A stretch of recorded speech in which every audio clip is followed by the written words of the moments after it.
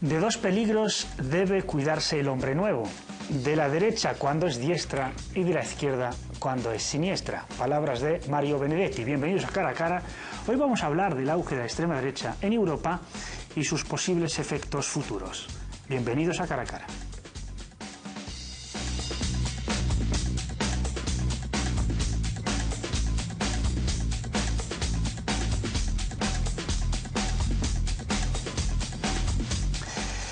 Bienvenidos al debate del canal Córdoba Internacional Televisión, Cara a Cara. Hoy vamos a hablar del auge de la extrema derecha en Europa y en América del Norte. En realidad es un fenómeno global y muchos otros países, aunque el foco esté puesto en Europa, también en muchos otros países del mundo, puede ser la India u otras partes donde la extrema derecha o la derecha más dura está en auge. Así que vamos a hablar, vamos a debatirlo y sobre todo porque está el tema de actualidad tras la gran victoria de Trump que nadie se esperaba en Estados Unidos, y muchos partidos en Europa quieren seguir su ejemplo, aunque el último ejemplo que hemos tenido hasta el momento, que son las elecciones holandesas, el mal augurio que se esperaba o mucha gente lo que se temía, pues no se confirmó finalmente, y Geert Wilders se tuvo que contentar con el 13% de los votos en lugar de más de 20% que le pronosticaban algunas encuestas. Así que vamos a hablar del tema en profundidad con dos de nuestros invitados que conocen muy bien la temática desde muy cerca. A mi derecha tengo al abogado y secretario general de Vox, Javier Ortega. Muy buenas, bienvenido. ¿Qué tal? Muchísimas gracias por la invitación. Y también a mi izquierda, al periodista, analista y miembro de Podemos, a Pepe Mejía. Bienvenido. Muchas gracias. Claro, esta es una introducción y yo os hago la pregunta que se puede recusar incluso en la misma introducción, y es ¿cómo veis lo que se llama actualmente el auge de la extrema derecha en Europa? Si es algo bueno para los pueblos europeos, si es bueno para los países o a lo mejor en clave también de la Unión Europea, si está bien o no, o crees que es más o menos el sistema quiere dar miedo, hablando tan de estos partidos como una amenaza a la estabilidad de los propios países como de la Unión Europea? ¿Cómo veis el tema de la extrema derecha en Europa? Bueno, no cabe duda que a quienes no les interesa que se escuchen otras opiniones, quienes quieren imponer la dictadura del pensamiento único, van a tachar siempre a cualquier otro movimiento político, a cualquier otra opinión, de todos los calificativos habidos y por haber: extrema derecha, xenófobos, homófobos, racistas, totalitarios. Pero son precisamente los mismos que niegan la posibilidad siquiera de que se pueda poner en discusión, se pueda siquiera rebatir el establishment, lo establecido. Lo que hay realmente, por contestar directamente a la pregunta, es el auge de la rebelión frente al totalitarismo del pensamiento único. Y por tanto, tanto en Europa como en América, ya hay millones de ciudadanos libres en el pensamiento y en la acción y en la decisión política que han dicho basta. Nosotros no tenemos por qué aceptar mansamente la imposición de las oligarquías que están en el poder, y por tanto presentamos democráticamente otras alternativas, sin prejuicios, sin imposiciones y con absolutamente libertad de pensamiento. Eso es lo que hay, el auge de la libertad del pensamiento frente a la imposición totalitaria del pensamiento único. Pepe. Bueno, no cabe duda que la mayoría de los expertos y las personas que llevan estudios de años, ¿no?, de la evolución y sobre todo la historia, ¿no?, de las ideologías a nivel mundial, coinciden en un tema muy importante. El primer dato, que desde los años 80 Europa se está deslizando a posturas de derecha radicalizada. ¿Qué es lo que engloba lo que es la ideología de la extrema derecha, ¿no? Los sectores conservadores radicalizados. En los años 80, aproximadamente el año 2008, cuando empieza gravemente la crisis, ¿no?, y abre un profundo abismo a las clases medias, esas clases medias desprotegidas tanto por los partidos liberales de la derecha tradicional que conocemos en varios países de Europa concretamente, pero también de la socialdemocracia, se sienten abandonados, y es ahí donde irrumpen estos partidos que dicen representar lo nuevo, pero que vienen de unos orígenes bastante oscuros de la historia de la humanidad y de Europa. Y vienen con un discurso en el cual el chivo expiatorio clave es la inmigración, ¿no? Es decir, contra el inmigrante, el miedo, el autoritarismo, son esas las salsas donde se mueve esta ideología y, no nos engañemos, no son alternativa al sistema, son el plan B autoritario del propio sistema. Es decir, ellos no van contra el capitalismo. Ellos pueden decir que hay elementos que hay que renovar, pero no van a la raíz de los problemas. Y ese es el tema de fondo a discutir, ¿no? Y eso es lo que está avanzando. Y permítame ya lo último, ¿no? No es solamente el tema electoral. Es decir, en Francia van a ganar las posturas totalmente xenófobas contra el Islam, ¿no? Y sin embargo es posible que no gane Le Pen. Y está pasando en otros países. Pero ya el avance solo de esas ideas ya es un peligro, sobre todo para el futuro de la humanidad. Escuchándote, Javier, escucha ciudadanos libres que piensan de otra manera, que se presentan. ¿Qué es lo que propone estos nuevos partidos? ¿Qué es lo que proponen para el bienestar de los pueblos? No sé, la opinión, por ejemplo, sobre la Unión Europea. ¿Qué es lo nuevo que puede ilusionar a la gente y cohesionarla en lugar de, hasta el momento, lo vamos a llegar, lo que se escucha es más división, más sectarismo, más de los de aquí contra los de fuera, los de España contra la Unión Europea, es decir, o por ejemplo el caso francés o el caso holandés, pues es euroescepticismo. Es decir, lo que estamos viendo más en estos nuevos partidos es más lo que no queremos de lo que queremos. No, lo primero que tenemos que decir es que aquí se está englobando dentro de la misma denominación partidos que son muy diferentes. Dentro de la llamada derecha alternativa, las denominaciones son infinitas, ¿no? Partidos identitarios, euroescépticos, se engloban a partidos que pueden estar más cercanos a la socialdemócrata, o partidos de una base socialista, aunque sean calificados de extrema derecha, ¿no? Yo estoy pensando en este momento en el Frente Nacional Francés, que tiene un importante exvoto socialista, incluso excomunista, ¿no? Se engloban con partidos que podríamos denominar liberales, ¿no? Como en Austria o en Holanda, o partidos que pueden ser más pro vida, como puede ser en Hungría o incluso en Polonia. Es decir, lo primero que hay es un error a la hora de querer etiquetar, a querer englobarlos todos dentro del mismo concepto. El segundo es el llevar al discurso de que la defensa de los intereses de los trabajadores de las clases medias de tu nación significa que odias a las clases medias o a los trabajadores extranjeros. Nada que ver. Esto es el símil que se dice tantas veces. Una madre que esté preocupada por dar de comer a sus hijos y no pueda dar de comer a todos los hijos del barrio no significa que odia a los de fuera. Lo que significa es que ha llegado un momento en donde los países tienen que empezar a proteger en primer lugar a sus nacionales. Esto no es xenofobia, esto no es odio al extranjero, y menos en España que somos una nación de migrantes. Lo que es sentido común. Europa no puede abrir indefinidamente sus fronteras más allá de su capacidad de acogida, y sobre todo no la puede abrir con igualdad de trato o con igualdad de entrada hacia países que tienen una integración mucho más fácil, como son los países, por ejemplo en el caso de España, que provienen de Hispanoamérica, donde los lazos culturales, el idioma, la religión, la forma de pensar, tienen una capacidad de integración mucho mayor que países que vienen, por ejemplo, del Islam, donde luego hablaremos y será importante hacerse una pregunta. ¿Por qué se dice que Europa no quiere, o que algunos partidos en Europa quieren ponerle frenos a lo que nosotros denominamos una verdadera invasión ilegal proveniente de países árabes o países del Islam, cuando los propios países del Islam no les acogen?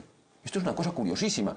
Esto es como si España renegase de acoger en sus fronteras provenientes de Hispanoamérica y se empeñase en abrirle las fronteras a los países árabes. No tiene razón ninguna. Oiga, los países árabes, estoy hablando de Arabia Saudí, por ejemplo, con una gran capacidad económica y cercanía territorial, ¿por qué no abren las fronteras? ¿Por qué no acogen en sus campamentos? ¿Por qué no dan ayudas sociales a toda esta población emigrante? Una parte sí, refugiada, otra no tanto, y les dan ayudas sociales. ¿Por qué tiene que ser Europa la ONG cuando dentro de Europa, dentro de España, tenemos a muchos nacionales que lo están pasando muy mal, que no tienen posibilidades? Dicho de otra forma, esto no es una cuestión de xenofobia, no es una cuestión de odio al extranjero, es una cuestión de amor al nacional, de empatía con tu nacional que está sufriendo.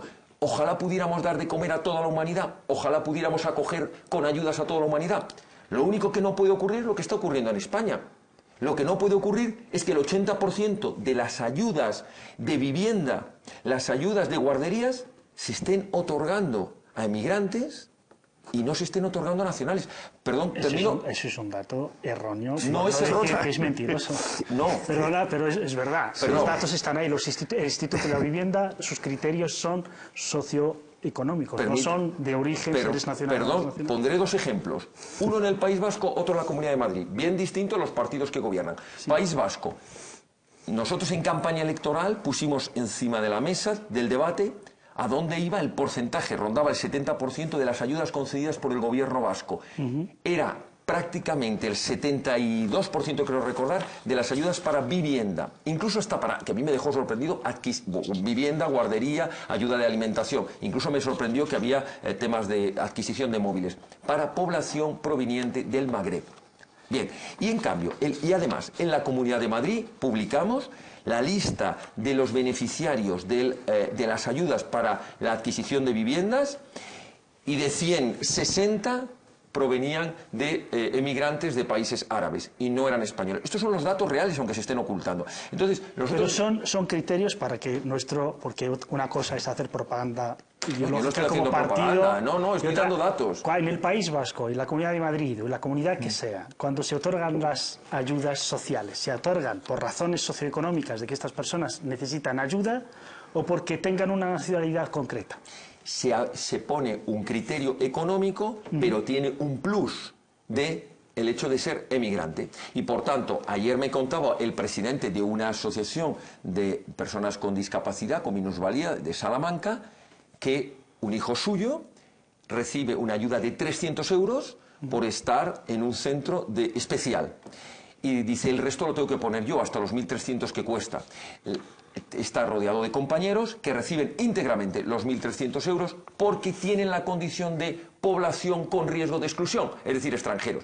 Es decir, los recursos nacionales... No quiere decir eso. Esa traducción no quiere decir eso. Eso es lo que le dicen en la resolución, cuando él pide el 100%. Claro, pero no dice, pero no es extranjero, está en riesgo de exclusión, independientemente de su nacionalidad. Pero Pepe... Pero no deberíamos... perdón, para que no haya error. Lo que no deberíamos decir es que tienen que tener prioridad aquellos que vienen de fuera a tus nacionales. No lo entiendo. Es que la ley no lo dice, eso es falso. Claro, es la confusión, ¿no?, de siempre. Es decir, interpretar la confusión, apelar al miedo, apelar a la homofobia para decir que no estoy en contra de las religiones, o no soy racista, pero no digo que se vayan de aquí. Es decir, ese es el juego que nos vienen haciendo de hace mucho, pero... es lo que decía antes, ¿no? Es decir, no apelan al tema de las raíces, ¿no? Apelan a su propaganda y eso, claro, da miedo a una clase media que está ahora mismo con miedo porque no tiene trabajo, no tiene perspectivas, etcétera. Yo quería hacer una precisión. Cuando se dice, ¿no?, que los inmigrantes en general, pues, ocupan plazas, ¿no?, públicas o van a la atención del médico, etcétera, etcétera. Esos inmigrantes, para ir a esos servicios, tienen que estar con su residencia o con sus, al menos, su documentación en regla, regularizados que se llaman, porque no hay personas ilegales, regularizados. Y cuando están regularizados, todos los inmigrantes y las inmigrantes tienen que pagar impuestos. Y en esos impuestos se pagan los servicios sociales y públicos. Por lo tanto, a nadie se le da gratis los servicios públicos en este país, y menos en este país donde se están privatizando los servicios públicos con este gobierno de la derecha.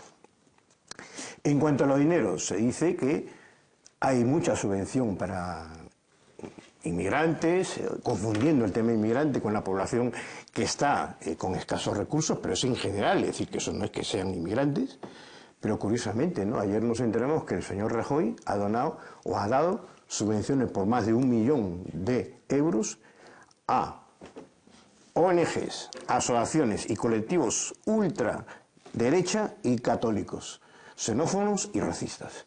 Eso sí que es una información que publica el BOE y que eso hay que decirlo claramente, ¿no? Por lo tanto, yo en el tema de los dineros y sobre todo el manejo y sobre todo ese alarde de la confusión, ¿no?, eso a la gente en general ¿Qué representa estos nuevos movimientos, la derecha alternativa, conocida también la extrema derecha? ¿Qué es lo que representa para el conjunto de los pueblos de Europa y en nuestro caso también para España? ¿Qué representa si sus tesis llegan a imponerse? Como por ejemplo en Francia, como bien dice, aunque no gane Le Pen, sus tesis sí que ganan. Claro, efectivamente. No, yo personalmente pienso que Europa en general pierde, ¿no? Pierde, y las poblaciones en general. Es decir, todo lo que es el multiculturalismo, por ejemplo, ¿no? Que ellos se oponen radicalmente, ¿no? Lo vamos a perder. Es decir, la riqueza de las mezclas, la riqueza de las culturas que hemos estado viviendo. Mirad, yo el sábado estuve con mis hijos en Toledo, y mis hijos tienen 11 y 7 años, son pequeños. El de 11 ya está con el tema de las culturas en el colegio. Bueno, pues, ¿qué mejor momento en aprovechar para enseñarle a mis críos en Toledo la convivencia de las tres culturas? Y ellos me preguntaban, no entiendo por qué entonces hay sectores que no quieren ni siquiera, ¿no?, convivir como se hizo antiguamente. Eso es lo que tenemos que trasladar a nuestros hijos y a nuestras hijas, y eso es lo que podemos perder con el avance de este discurso xenófobo, racista, islamófobo, ¿no? Y claro, ese es el peligro, y eso hay que combatirlo, pero no solamente desde, digamos, los entes sociales y la población, sino también de las instituciones, que van renunciando. Es decir, los partidos, claro, van renunciando y van adaptando su discurso a lo que la ultraderecha da. Es lo que está dando la socialdemocracia, lo que está dando los partidos, digamos, liberales conservadores. Están cada vez adecuándose al discurso xenófobo racista para no perder votos, porque claro, se les va el negocio, el pastel. Y es ahí donde, claro, la ultraderecha aprovecha con su discurso populista demagógico en acrecentar el miedo, ¿no?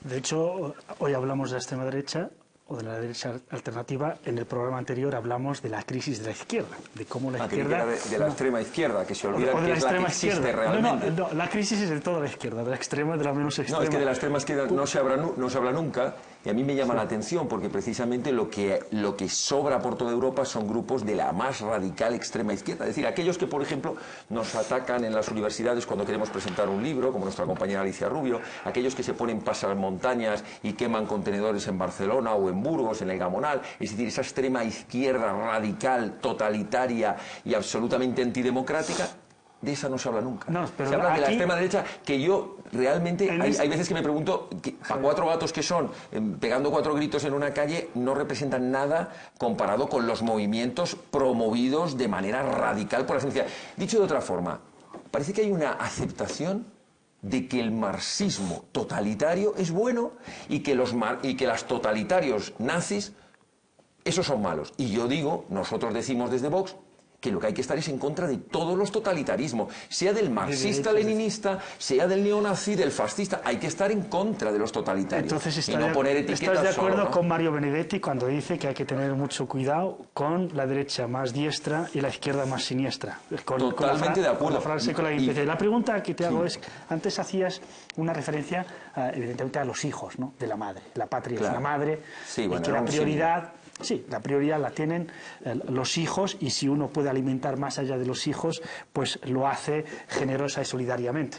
Claro. Y la pregunta es, ¿quiénes son los hijos de nuestra patria? Es decir, ¿son solo por tener un DNI o aquellos que aportan y trabajan y pagan impuestos? Y luego te respondo a una cuestión de por qué la gente, estos árabes o estos moros, no van a Arabia Saudí, a los países del Golfo que son ricos, sin embargo vienen aquí a Europa. La respuesta es muy sencilla, porque en Arabia Saudí, los países del Golfo, no hay libertades, no hay democracia, para empezar. Pero te aconsejaría, Javier, que te leyeras los índices de inmigración en esos países. Que te lo leyeras. Yo creo que los ignoras. En Arabia Saudí, de los 24.000 millones de población que hay en Arabia Saudí, 8 millones son extranjeros. Pero si te hablara de los Emiratos Árabes Unidos, o de Qatar, o de Kuwait, el porcentaje de los extranjeros es mayor al de los locales. Léetelo. Aún así, coincido contigo en que los países que tengan mayor prioridad de acoger a los refugiados son los países vecinos. Es decir, si hay una crisis en Siria, lo humanitario, lo justo es que los países de la región se hagan cargo. Pero es que se hacen cargo. Y eso me extraña, ¿por qué lo olvidas, Javier? Mínimo. Turquía, que es vecina de Siria, acoge a más de 3 millones. No, Turquía hace una cosa... Espera, yo te digo. Sí, Jordania acoge a casi 1 millón. Líbano acoge a 1,5 millones, que es más del 30% de su población. Por lo tanto, el que ignoraras un poco esta realidad y mantuvieras un discurso alejado de la realidad, hace otra vez que Vox o partidos similares no tengan un discurso real, atractivo, para que la gente se lo creyese. Tenéis otra prioridad. Yo creo que debería de ajustarse. No es que sea ilegítimo, pero a basarse por lo menos en datos objetivos. Y vuelvo a la pregunta. ¿Quiénes son los hijos de la patria? Los que aportan, por cierto, los datos, las instituciones dicen, los colectivos de origen inmigrante aportan más de lo que reciben. La razón es muy sencilla, es generacional, porque los que acaban de llegar son jóvenes y son mano de obra, pero dentro de 30 o 40 años serán pensionistas y serán totalmente como el resto de la población. Por lo tanto, decir que reciben más ayudas de lo que pagan es otra falacia. Pero vuelvo a insistir, ¿quiénes son los hijos de la patria? Bien, aquí hay dos cosas que no hay que confundir, porque entonces estamos haciendo demagogia barata.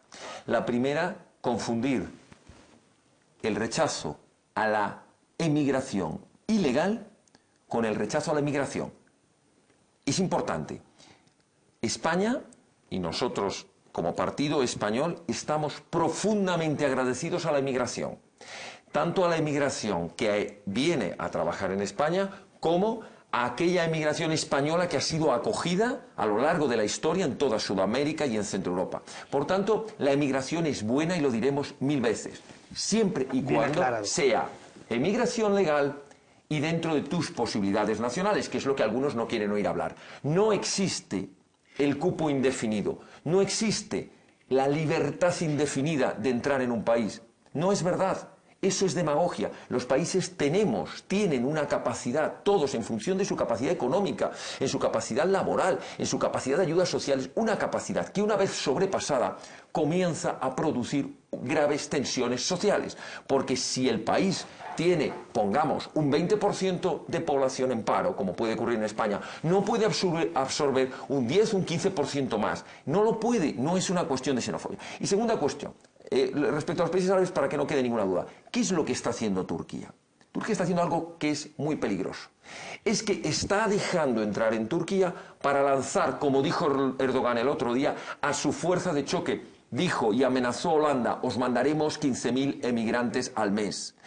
Esto es lo que está haciendo Turquía. No los acogen, no les dan ayudas sociales, no les dan vivienda, los retienen y los meten en Europa, que ingenuamente ha pensado que era mejor llevarse bien para tenerlos luego en guetos, porque al final terminan en guetos sin posibilidades de trabajo.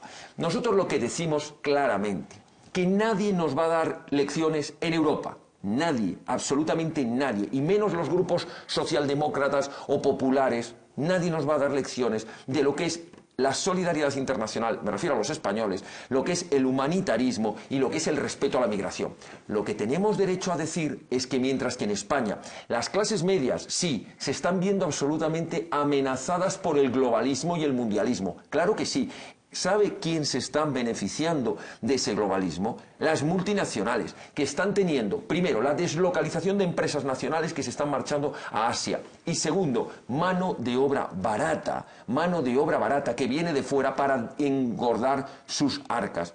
Es decir, del globalismo se benefician las oligarquías económicas, no los nacionales, que ven como sus pequeños negocios son absolutamente absorbidos por las grandes multinacionales. Eso es lo que nosotros defendemos frente al mundialismo y frente al globalismo. Uno, el respeto a los intereses nacionales. Cuando decimos intereses nacionales hablamos de nuestros trabajadores, de nuestras familias, primero. Y segundo, el respeto a nuestra identidad religiosa, identidad nacional, cultural, etcétera, etcétera. Y eso no es ir contra nadie, eso es proteger y respetar lo propio. Nadie pone, como dice nuestro presidente, cuando se va a acostar, la llave en la puerta de su casa porque odia al vecino, sino para proteger a los que están dentro, que es muy distinto. ¿Por qué desde la izquierda no se entienden estos motivos? Parece totalmente legítimo, es decir, ¿por qué voy a mantener yo las puertas totalmente abiertas a todo el mundo si yo no tengo ni trabajo para los propios ciudadanos que están en mi país, tanto nacionales como los de origen inmigrante?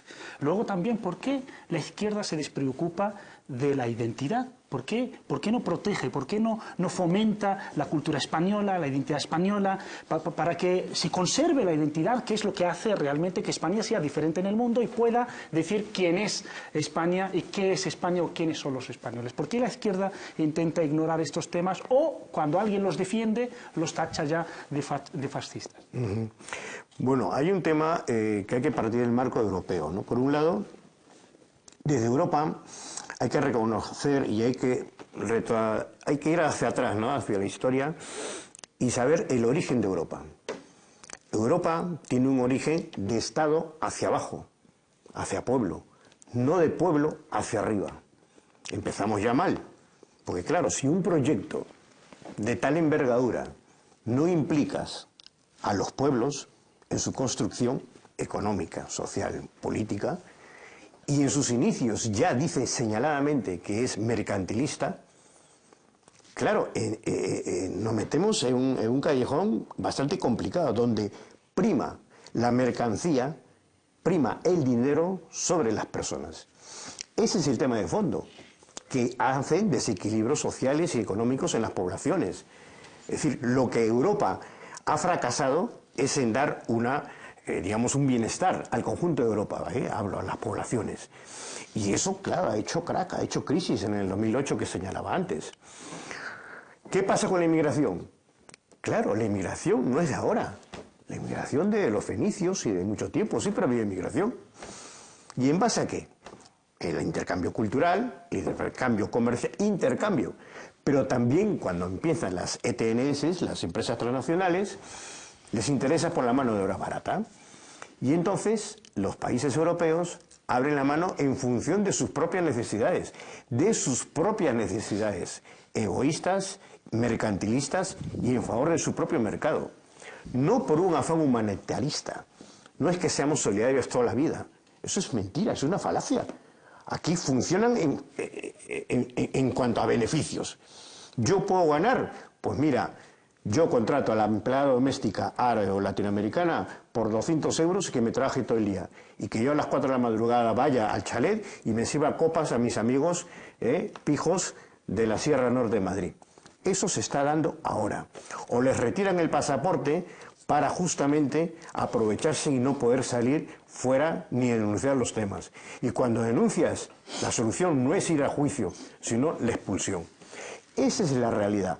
Entonces, claro, ¿cómo es que la izquierda no comprende? Claro, ¿cómo va a comprender esto cuando las relaciones son de poder, son desiguales? Y insisto, ¿no? Es decir, la ultraderecha es el plan B del sistema autoritario del capitalismo, que es el tema de fondo, el tema de las desigualdades sociales. Ese es el tema de fondo. No me valen a mí, no nos vale por la propia realidad y por el propio esquema. Ahora bien, la inmigración. Se dice que, bueno, somos 20 y no pueden venir 30, porque no hay capacidad. Pero vamos a ver, esos 20 que han entrado, hay empresas, hay empresarios inmigrantes extranjeros, que tienen no solamente trabajadores inmigrantes, están españoles. Yo conozco empresas de inmigrantes que tienen españoles contratados, que sus familias viven de ello, y 20, 30, y 40 y 50, y que eso no aportan. Eso no aporta. Es decir, cuando tú entras, vienes, inviertes, das trabajo a españoles e inmigrantes. Y conozco a gente inmigrante que no pregunta si es español o no. Sin embargo, yo conozco empresarios españoles que sí que preguntan. O de una manera civilina te dicen que no hay trabajo para usted. ¿Por qué? Porque usted es extranjero o se le nota. Y no solamente en eso, en el alquiler de las viviendas y en la convivencia real. ¿Y eso qué nos posibilita? Las instituciones, las leyes y de partidos de la ultraderecha que todos los conocemos, ¿no? Por desgracia, alguna marca muy importante de toda España no acepta trabajadores, que tiene miles de trabajadores, no acepta ninguno que sea extranjero. Nos vamos a una pequeña pausa y volvemos inmediatamente después para debatir más sobre el tema. Hasta ahora.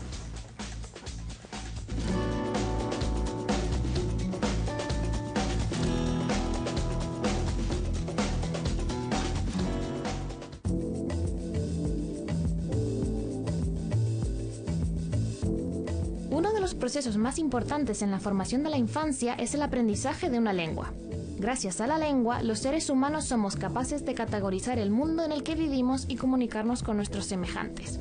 María Martín, especialista en igualdad, considera que la palabra como medio para comprender el mundo inicia la construcción social del género.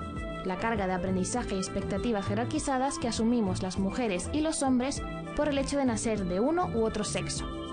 Así, a pesar de que con la incorporación de la mujer a todos los ámbitos públicos se han feminizado las palabras, tengamos en cuenta que hace unos años era impensable hablar de abogadas, juezas, médicas o ingenieras, el lenguaje cotidiano aún está repleto de expresiones y estructuras que perpetúan estereotipos y denigran a las mujeres. La socióloga Inés Alberdi explica que hay dos tipos de sexismo en el lenguaje: las bromas, chistes y expresiones machistas, y el derivado de dar prioridad a la realidad de los hombres. El primero es más fácil de controlar, pero el segundo es difícil de corregir porque las reglas gramaticales son resultado de una sociedad misógina, androcéntrica, que pone al hombre como medida de todas las cosas y utiliza la palabra hombre para referirse a toda la humanidad. En España ha habido diversas polémicas con respecto al uso sexista del lenguaje, sobre todo porque la Real Academia Española de la Lengua se muestra en contra de estructuras de desdoblamiento, ciudadanos y ciudadanas, y de otros métodos para no invisibilizar a la mujer. Hasta la actualización del año 2014, el diccionario oficial de la RAE recogía significados muy sexistas, vinculados a palabras como mujer, femenino, etc. Para Martín, la clave está en una labor de reeducación para que podamos enseñar con naturalidad que la lengua es un pacto de comunicación y que es necesario dar herramientas desde el parvulario para expresarse correctamente.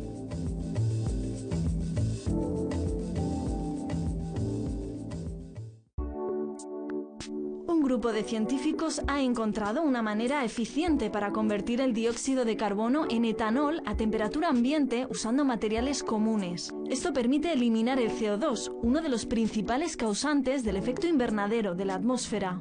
El descubrimiento llegó de manera casual. Los científicos estaban intentando estudiar el primer paso de otra reacción. Sin esperarlo, se dieron cuenta de que el catalizador estaba realizando por sí mismo toda la reacción por completo. Al transformar el dióxido de carbono a combustible utilizable, surgen diferentes formas de aplicaciones factibles, como en la industria automotriz, ya que las emisiones de CO2 representan uno de sus mayores problemas. Sin duda alguna, este nuevo descubrimiento tendrá mayor impacto en la industria energética. Mientras que la energía eólica y solar son cada vez más comunes, los seres humanos todavía no pueden realmente controlar el viento o el clima. Es decir, incluso las energías renovables más eficientes podrían ser afectadas por un día nublado o sin viento. No solo nos permitiría sacar grandes cantidades de CO2 de la atmósfera, sino que de paso podríamos llenar el depósito del coche o acumular energía renovable.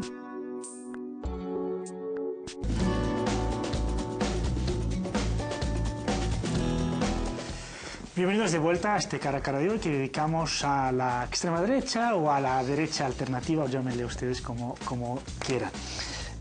Javier, vamos a hablar porque has mencionado el globalismo, el mundialismo, y evidentemente esto lo representan las grandes multinacionales, las grandes corporaciones que van más allá, incluso tienen algunas más poder que muchos gobiernos juntos. Algunas incluso tienen un capital que trasciende el capital de 30 países o 40. Por lo tanto, muchos gobiernos se sienten muy débiles ante su poder y por lo tanto incluso se legisla a su favor y en contra y en detrimento de los ciudadanos. Y a mí me gustaría, si quieres, Vox, ¿cómo ve a nuestro gobierno cuando actúa, cuando escuchamos, por ejemplo, que viene un empresario para montarse un casino aquí en Madrid y vemos que las autoridades pues prometen hacer todo lo posible para acomodar la legislación para los intereses de estas?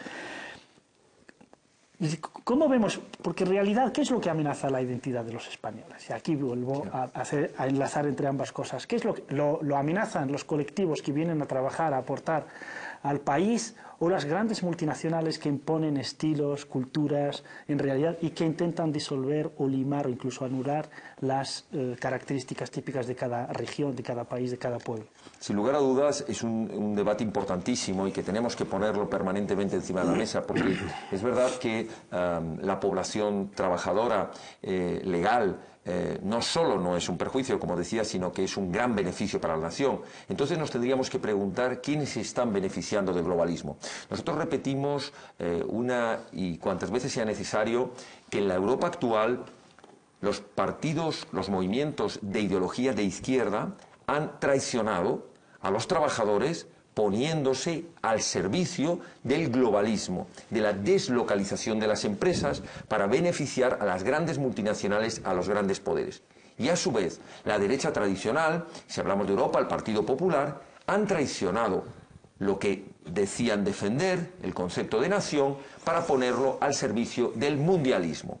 Los dos males, la globalización y el mundialismo, los terminamos pagando siempre los mismos, los que estamos a pie de calle, pagando impuestos y soportando el beneficio de las grandes multinacionales. Sin lugar a dudas, las multinacionales han encontrado, los grandes poderes internacionales han encontrado que con una Europa mercantilizada, con una Europa sin principios y con una Europa con las fronteras abiertas y la legislación puesta a su servicio, tienen mucho más fácil hacer su negocio.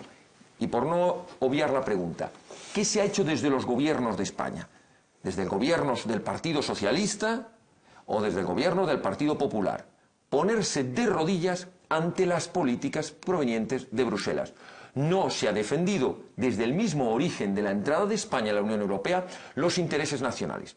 Cuando se nos dice, la Unión Europea ha venido bien a España, nosotros decimos, es verdad, los fondos de cohesión nos han servido para hacer grandes autopistas, para poner grandes trenes de alta velocidad, pero también nos han obligado a un coste altísimo. Desarbolar nuestra flota pesquera, en la que éramos punteros, desarbolar nuestra industria ganadera y lechera, porque éramos punteros, levantar y arrancar nuestras vides y reducir a cuotas nuestra producción agrícola, o desmantelar la poquita industria que teníamos. ¿Y eso por qué lo hemos hecho? ¿Para beneficio de España? No. Para que otros países europeos, véase Francia, Holanda con el tema lechero, véase también Francia con la cuestión de la pesca, o Alemania. Es decir, por contestar la pregunta, nuestros gobiernos han defendido los intereses de los poderes que han controlado la Unión Europea y no han defendido los intereses de los nacionales, de la industria nacional, del pequeño y mediano agricultor, ganadero, pescador. Este es el gran problema. Por eso denunciamos el globalismo, porque queremos que se defienda los intereses nacionales unidos al resto de los países hermanos de Europa, pero uniendo y defendiéndonos frente a estos poderes internacionales que no tienen patria, que no tienen valores, que lo único que entienden es del negocio y del beneficio. ¿Y es posible esa ecuación de decir sí, voy a tomar, pero no ceder nada? Es un argumento difícil de cuajar. Es la negociación. Yo en toda negociación cedo soberanía a cambio. Aquí el problema es cuando confundimos negociar con claudicar. Y hay algunos gobiernos que han claudicado. ¿Por qué? Pues lamentablemente por el miserable coste político o rédito político. Los que nos metieron en la Unión Europea querían apuntarse la medalla de que ya somos europeos. Mire usted, éramos europeos mucho antes de que existiera la Unión Europea. Pero se han querido poner la medalla de europeístas. Ya no somos los paletos del sur. Nos han acogido en el club. Pero no nos han cogido de tú a tú. No, nos han cogido para ser los que pongamos los cafés a los jubilados británicos y alemanes. Es decir, nos han convertido, nos han relegado a una nación de servicios para estar dedicados, ya digo, a ponerle las tapitas en la playa y para que ellos pasen felices sus vacaciones. Pero nos han negado cualquier posibilidad de tener autonomía económica real. Y esto es lo que nosotros denunciamos. Esto es lo que nosotros denunciamos. No estamos en contra de la Unión de Europa. Todo lo contrario. Queremos una Europa fuerte, pero que se respete los intereses nacionales, que es lo mismo que decir a nuestras familias y a nuestros trabajadores. Pepe, porque la crítica que hace Javier desde Vox, creo que la compartes, a lo mejor no en los mismos términos, pero también Podemos es un partido alternativo, en donde sí que se hace una crítica profunda al bipartidismo tradicional, que es el Partido Socialista y el Partido Popular, que han gobernado el país por mucho tiempo y que, a fin de cuentas, es lo que nos ha traído hasta aquí. Sí, efectivamente, la crisis económica ha tenido unos beneficiarios, que es evidente que no son las poblaciones, no es la ciudadanía, ¿no? Es decir, ellos son los perdedores y los que se han beneficiado son las empresas y las grandes empresas, las transnacionales y las no transnacionales. El empresario corrupto, que también corrompía a los políticos, curiosamente a la gente del PP, que mucha gente militante del PP de base a lo mejor no era consciente, pero sí sus propios dirigentes, ¿no? Cuando tenían una caja B, y todo eso ha ido mermando evidentemente los valores cívicos, los valores sociales. Ahora bien, yo estoy de acuerdo con la globalización, pero con la globalización de los derechos humanos, con la globalización de los derechos laborales, con digamos, la globalización del interés por los trabajadores, no por esa etérea nacionalidad. Es decir, yo defiendo a los y a las trabajadoras, a los y a las precarias, a las mujeres que sufren la violencia de género y que hay partidos que quieren que esa ley se suprima. Es decir, hay que ir a la raíz de los temas. Es decir, en realidad, aquí, ¿quién está ganando? El IBEX 35. El IBEX 35, que es el aglutinante de las empresas, es realmente el que ejerce el poder. Es verdad que los políticos no ejercen el poder y cada vez están más desplazados por justamente estos conglomerados empresariales. ¿Y por qué? Porque dentro del IBEX 35 hay más de 57 ex altos cargos políticos. Es decir, volvemos al tema de las puertas giratorias. Hoy soy político, represento a un partido y mañana soy miembro de una empresa en un consejo, ¿no? En un consejo empresarial tipo Felipe González y tal. Y la segunda cuestión, no olvidemos que aquí hablamos de empresas transnacionales y parece ser que no va con nosotros. Pero es que hay empresas transnacionales españolas que violan sistemáticamente los derechos humanos y laborales en los países donde trabajan y laboran. Está el caso de Repsol, está el caso de Telefónica con más de 5.000 despedidos en Perú, está el caso de la extracción de tierra de los mapuches en Chile por empresas de gas y de electricidad, está el tema del negocio del agua con México, es decir, y todo eso con sobornos y coimas, y eso está registrado en la OIT, en Naciones Unidas, y de eso no se habla, claro, y resulta que todos son malos. Y paraísos fiscales también. Ah, también, claro. Y con banqueros que han sido absueltos por decisiones políticas, como el caso de Botín. Claro, hay que decir esto con nombre y apellido, ¿no? Es decir, y luego, claro, hay gente que ha estado militante en el PP 35 años, luego se salen y ahora dicen que no, que esto está malo. Pero han vivido esos 35 años en el PP, han sido avalistas de esa política y de esos impulsos. Y ahora se cambian, se quitan la chaqueta y dicen que son partido nuevo. Cuando escuchamos a la derecha alternativa, como bien las determinado Javier, las has definido, y es aquí en España, a lo mejor en sectores muy minoritarios, muy marginales, sí que se les ve de forma muy clara, a Vox a medias, acéptamelo, pero por ejemplo el Partido de la Libertad de Geert Wilders o de la AfD en Alemania, Le Pen de vez en cuando, aunque ha moderado un poco últimamente para aspirar a ser presidenta de la República Francesa. ¿Por qué se habla más, se pone más énfasis en los colectivos más desfavorables, más vulnerables, que son los que son diferentes, los que son de origen inmigrante, extranjeros, etcétera, como si fueran el verdadero problema de nuestro país y de Europa, y no se pone el énfasis sobre los verdaderos poderes que sí diseñan a su antojo los países y sus leyes para que sus intereses se emperen y sean los dominantes? Bueno, a mí me gusta más, creo que se ajusta más a la realidad, referirnos a estos partidos como partidos soberanistas, porque querer llevarlo siempre al mantra de la calificación que ha hecho la extrema izquierda o la izquierda, de derecha es malo, izquierda es bueno.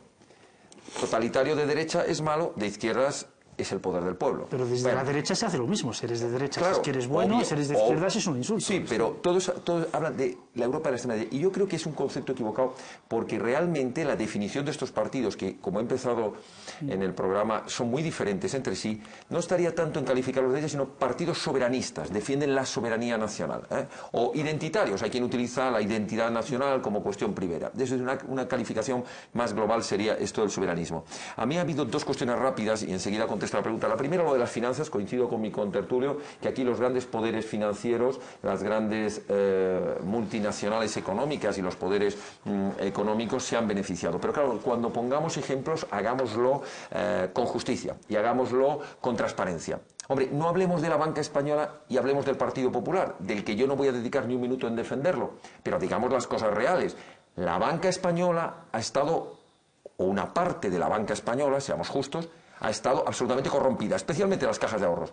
Pero no olvidemos que había políticos del Partido Popular, del Partido Socialista, de Izquierda Unida, de UGT, de la patronal. Por favor, no digamos siempre lo mismo. Bárcenas es un corrupto, pero Pujol es un corrupto y el Partido Socialista en Andalucía son corruptos. Chávez es corrupto, etcétera, etcétera. No siempre utilicemos lo mismo. Son corruptos y despreciamos a los corruptos, pero despreciamos a todos, no nos importa el color que lleven. Segunda cuestión, hablar de los derechos universales. Me parece extraordinario, pero la Declaración de Derechos Universales no dejará jamás de ser una mera entelequia hasta que no sean protegidos precisamente en las legislaciones nacionales. Y por eso nuestro interés en proteger y en defender el concepto de nación y de identidad. Si no queremos una entelequia de declaraciones vacías de contenido, defendamos la legislación nacional. La cuestión a la pregunta de por qué estos partidos hacen hincapié, ¿no?, supuestamente, en las minorías. Es que no es así, porque estos partidos, si en algo coinciden, son en tres cosas. De hecho, en Coblenza, donde tuvimos la suerte de estar invitados, y había 10 o 12 partidos de estos llamados derecha alternativa, identitarios, soberanistas, fue curioso cuando en la rueda de prensa, más de 300 periodistas acreditados, 70 cámaras de televisión, hubo una pregunta recurrente. Oiga, ¿qué tienen ustedes que ver? Porque le hemos oído, señora Marine Le Pen, defender no sé qué de impuestos, y a usted, señor Wilders, no sé qué, y a usted no sé cuántos. Y me encantó la respuesta de quien actuaba allí de portavoz, que dijo, como sigan ustedes empeñados en intentar sacar a relucir nuestras discrepancias, pierden el tiempo. Ya se las contamos nosotros, discrepamos en infinidad de cosas. Solo un 5 o un 10% de las cosas nos unen. Pero nos unen en Europa, que son tres. Una, frente al globalismo queremos defender las naciones. Frente a la mundialización queremos defender la identidad nacional. Y tercero, frente a una Europa insegura queremos que las fronteras sean seguras y la inmigración sea legal. No hay más. Luego hay algunos que están más cerca de la socialdemocracia, otros son más liberales, otros son más pro familia. Es decir, no etiquetemos a todos. Esto fue la respuesta que le dieron los periodistas. No busquen ustedes las diferencias, que son muchísimas. Busquen ustedes los puntos de unión. Muy interesante la reflexión, sobre todo en esa referencia a la corrupción que toca, por desgracia, a diferentes instituciones y no solo a un partido o dos. Nos quedan muy pocos minutos, pero me gustaría terminar preguntando si la victoria de Trump auguraba un futuro oscuro en Europa, si la derrota, ha ganado 3 escaños más, pero digamos que no ha sido tal como se pronosticaba y sobre todo como deseaba la extrema derecha, que ganara Wilders en Holanda. Estamos ante una reflexión de la ciudadanía europea, sobre todo pues con los holandeses en primer lugar, como para decir, oiga, hay un descontento, tenemos cierta preocupación por nuestra identidad y por la inseguridad, por la inmigración legal, etcétera, pero no somos, digamos, de extrema derecha, sino somos más bien liberales o socioliberales. Yo me gustaría pensar lo último que señalas, ¿no? Que la propia ciudadanía holandesa pues se diga en una reflexión, ¿no?, el defender los valores cívicos, los valores de la solidaridad, de la multiculturalidad, pero me temo que no es así, ¿no? No es así, y más que nada por el triunfo del Trump en Estados Unidos. Esto da alas a todo ese sector, ¿no?, de la ultraderecha, a los neocons.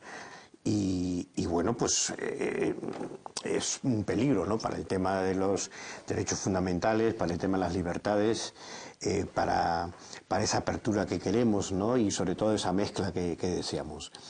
Y luego hay otro asunto, ¿no?, el tema de por qué en España no se da, que es, creo, el otro flanco, ¿no? Hemos hablado de todo el auge que teóricamente viene o se ve de Europa, pero aquí en España no lo hay. Y no existe. Yo quisiera ya dar mi opinión, ¿no? No se da, ¿por qué? Porque todavía los remanentes de la ultraderecha aquí todavía están condicionados al discurso del franquismo. Es decir, todavía no ha eclosionado ese sector con una independencia necesaria que pueda dar una articulación de un discurso nuevo. Y cuando lo intentan, no son creíbles.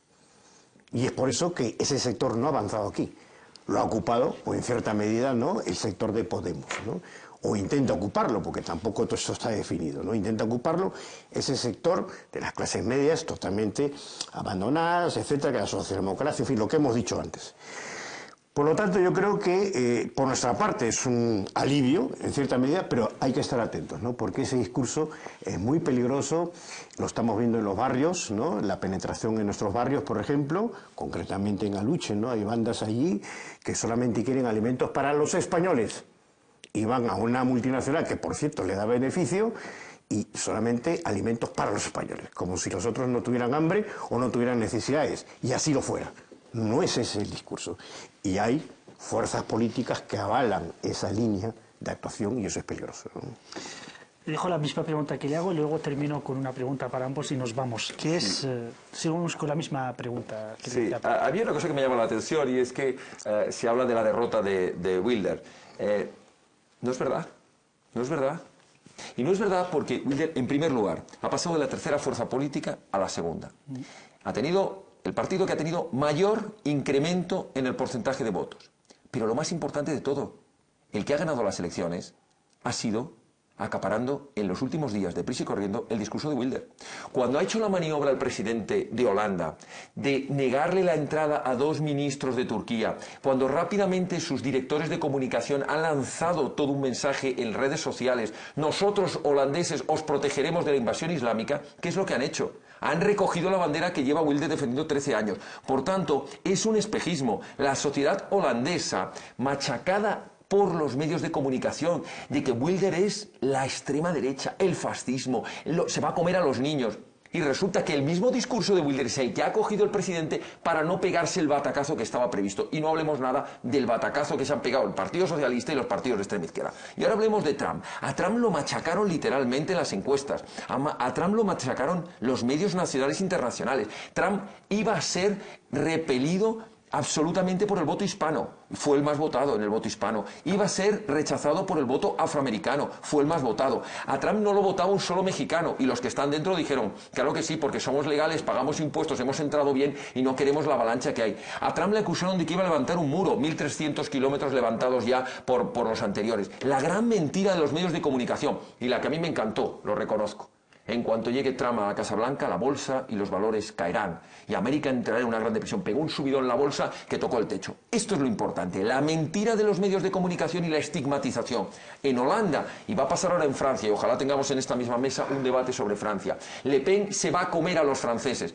Y yo digo, ¿ustedes son demócratas? Respeten la voluntad de los franceses. A ver si va a resultar que si los franceses votan lo que algunos quieren, entonces son demócratas. Y si no votan lo que algunos quieren, no lo son.